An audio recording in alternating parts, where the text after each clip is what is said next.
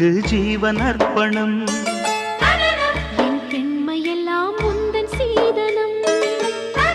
உன் சீதனங்கள் என்ன நூதனம். முடியவில்லை காதல் கண்ணா மோகனர்த்தனம். விடிய விடிய கேட்குதையா உனது கீர்த்தனம். சொர்க்கம் தாண்டி செல்லும் அம்மா எனது சொப்பனம். போக போக காண வேண்டும் புதிய தரிசனம்.